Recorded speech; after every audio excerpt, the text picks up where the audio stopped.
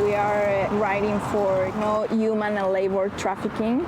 Sadly, it's a very common situation. Temporary foreign workers are getting ready to take to the streets to voice their demands to the federal and provincial governments, to allow open work permits and to recognize undocumented workers and to allow easier access to health care. The foreign workers here are dressed in colorful costumes, veggies and fruit, representing farm labor jobs, and they're wearing them for attention because they say they're tired of being invisible, hoping for fruitful changes.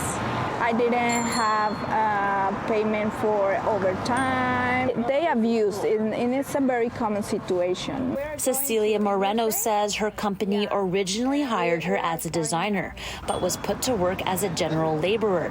And she says she worked long hours and in conditions which made her feel exploited and disposable. This is not our country, this is not our people, this is not our first language.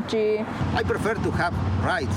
Organizer Raul Gatica says migrant jobs lack safety regulations and labor standards where human dignity isn't respected. We had bad treatment because we have bad working condition, because we have doing the job that no Canadian want to do. He says temporary foreign workers have closed work permits, which limits employment to a single employer.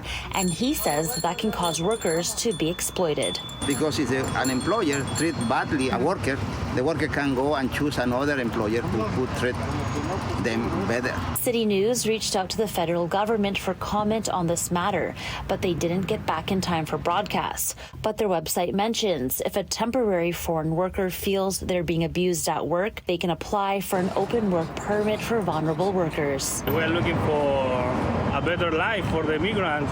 Daniel Concha moved from Chile 2 years ago, and he now lives here with his partner and baby.